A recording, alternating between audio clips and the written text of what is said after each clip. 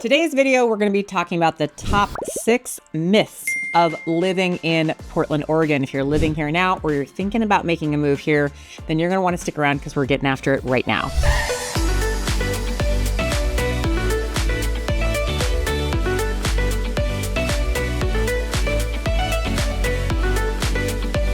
I'm Ann Stewart. I've been a native to Portland my entire life, and I've been in real estate for over 23 years. My team member Erica and I run the Portland Life channel, and if you haven't already subscribed, we'd love for you to be a part of our community. Hit the subscribe button, tap the notification bell, because we put out content every week. And if you are thinking about making a move, don't be shy. All of our contact information is listed below, and we love the reach outs. Myth number 1, Portland is dead. Oh yeah, people think that during COVID that Portland got wiped off the map. I literally think that there's people that think that Portland is just gone dead on arrival. The reality is we did go through some tough times during COVID. We absolutely own it. Most of us know it because we were living here through it, but it has changed a lot since COVID. Just remember, COVID was just like 4 years ago. So we've made a comeback. I won't say that we're thriving like we used to, but we are definitely having challenges in the office space in downtown Portland, but there is a lot of restaurants coming back in, a lot of locally owned businesses that are attempting to come back in. And I want to take this myth to the next step, which is that a lot of people who live in Portland don't spend all their time in downtown Portland. So if you're thinking about moving here and you're hearing all these myths about, downtown Portland is gone, understand that there's a great majority of us that don't spend maybe any time in downtown Portland. And yeah, part of it could be because some of our favorite restaurants or, businesses went away during COVID, or, there's some concerns around, houseless people and, what's going on down there. But I've been down there a bunch since COVID and it's come a long ways. But personally, and a lot of people I know, we just don't spend time in downtown Portland. There is so much more beyond the downtown Portland area.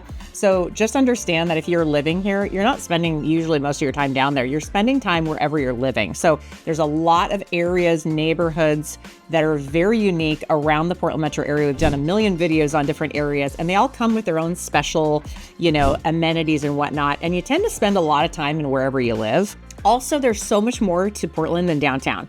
Multnomah Falls, the coast, Mount Hood, wine country, just to name a few. If you're looking to get out and just absolutely absorb Portland's beauty. We always talk about how beautiful Portland is because there's no denying it. People who come here all the time, that's the thing that they're just in shell shock about how gorgeous it is. Yeah, there's so much more beyond just the downtown scene. So I want to encourage people to understand that while, some people claim it's dead, which it is not, there's a lot more going on. If you're living in the suburbs, if you're living in one of these cool, vibey neighborhoods of, East Side or Southwest Portland, there is all kinds of things you're doing way beyond downtown. In most cases, we're not even thinking about downtown Portland, to be honest. So if you ask a lot of people who are living in and around Portland, they're just not, choosing to spend a lot of their time down there. So I guess if you're thinking about living in downtown or, wanting to have that downtown scene, that would be something you would maybe want to concern yourself with a little bit more. But in general, what's your lifestyle like? And there's so much to do beyond the downtown. And no, it's not dead. Myth number 2, it's always raining. Okay, it will feel like that certain months out of the year. I'm not denying that.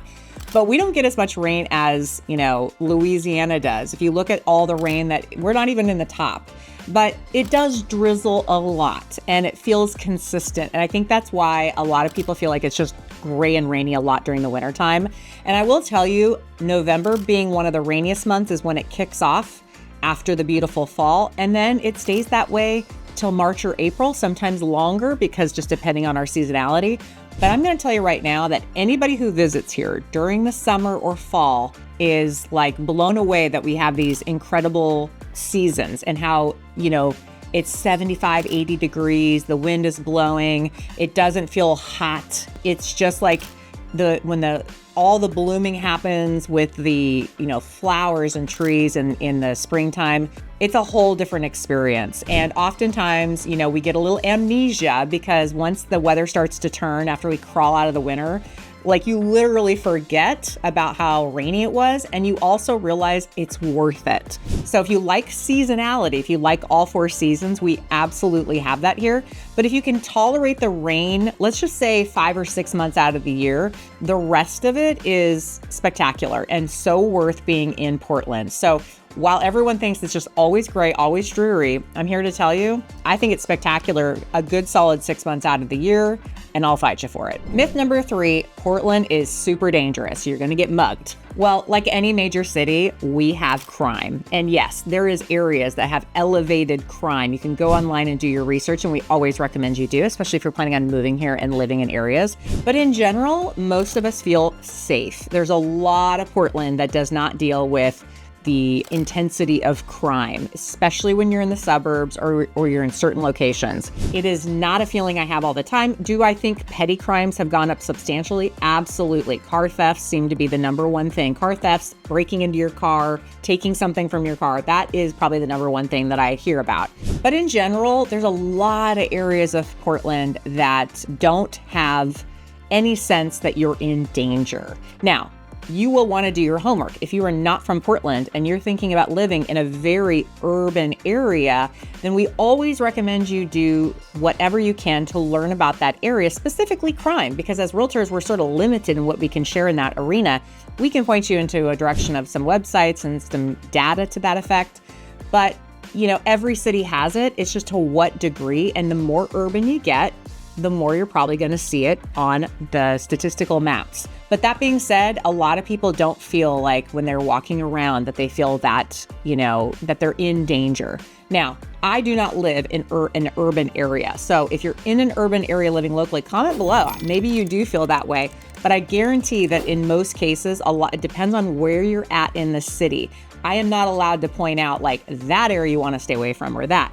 But if you talk to people who live here, if you do your analysis online, it's not hard to see what goes on in different areas. There's plenty of resources online to help steer you in the right direction. We always recommend too, if there's an area that is very urban for you or you want to know the crime information, go talk to the neighbors. The best way you can find out about any particular area is talking to the people that actually live there, that have no biases and will tell you how it is. We always recommend that anyway. You get to know your neighbors, you get to know what the feel of that neighborhood feels like.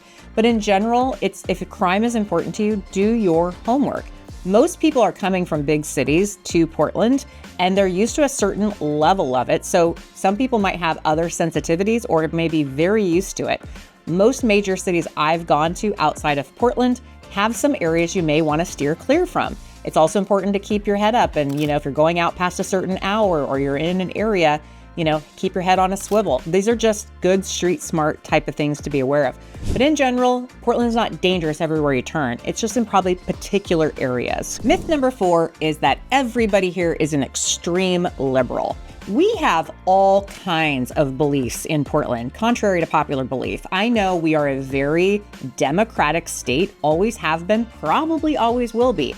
And yes, we do have a lot of extreme liberal people here, especially in leadership. And I've told you on other videos, if you're sensitive to that, you may not want to move here. That being said, is everybody a hardcore lefty? No, you're going to find a lot of independents, and you might be surprised to meet a lot of Republicans.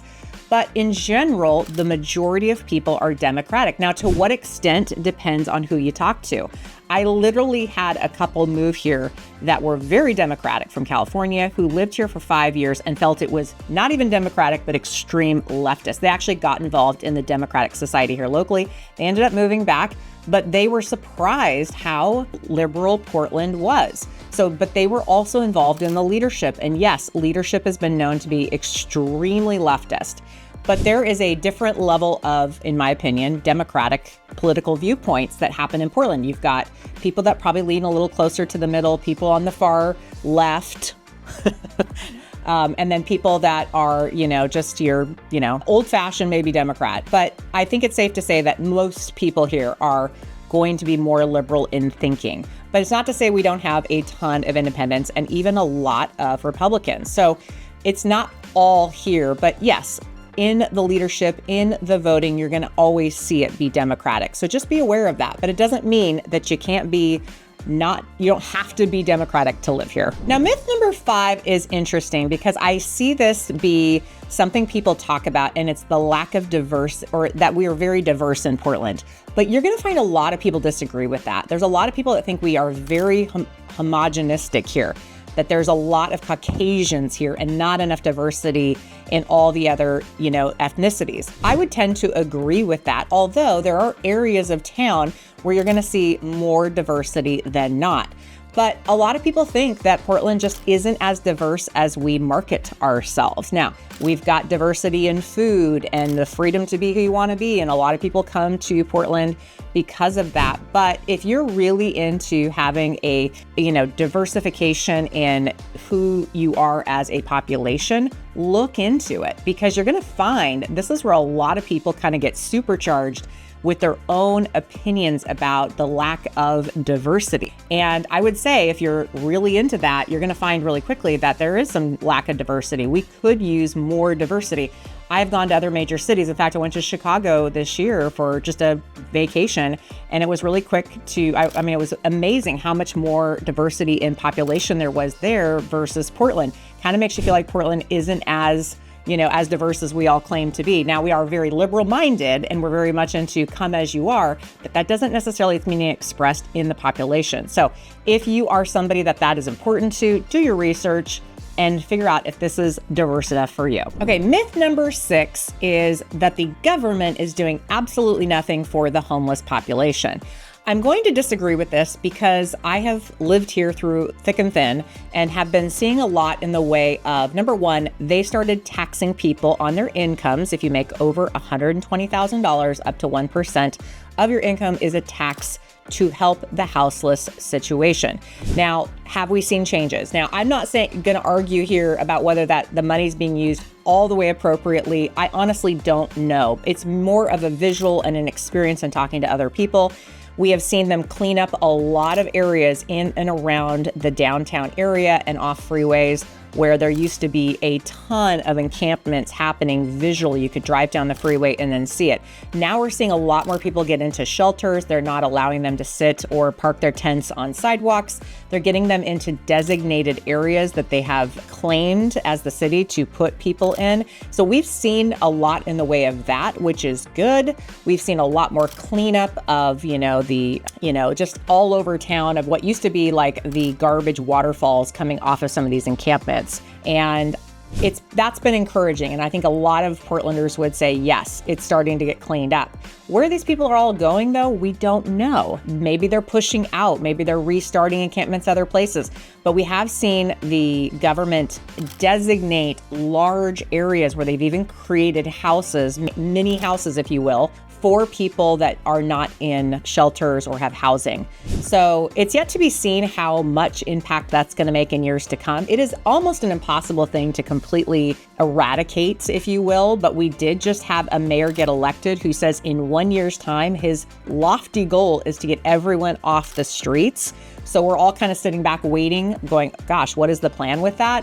Really encouraged to hear that, but want to see it play out and how does it play out? But in general, the government knows it's a problem and it's not an easy one. And so it's not going to happen overnight that all of this is going to happen in a way that makes, it all go away or, help every single person off the street. The other thing that they've done is criminalize drug use. We had decriminalized it for a long time, which made the fentanyl issue, absolutely horrible. I think I just read in the paper that in 2023 and going into 2024, they don't have those statistics just yet. But in 2023, there was almost 500 people who are homeless that died on the streets due to fentanyl overdose. So the good news is now they're recriminalizing the drug usage in our town versus making it legal. So we're seeing a lot of good things happening. It's just how is it playing out in the long term? We don't know yet. But yes, it's gotten better and the government is doing what they can. They have a budget to do stuff with now that they have the houseless tax. I think it's called the Metro Services Tax. So if you have questions about that or want to comment below, go for it. But in general, if you're living in Portland since COVID or prior, you have seen kind of that evolution of change happen. So it's not like the government's not doing anything. All right, those were the 6 myths that I usually hear about Portland that, I think they can be debunked. And if you thought I debunked them, love to hear your comments. If you thought I missed the mark or I missed a myth that you think I should have brought up, drop it below. We always know you guys have great feedback, and we'll see you guys on the next video.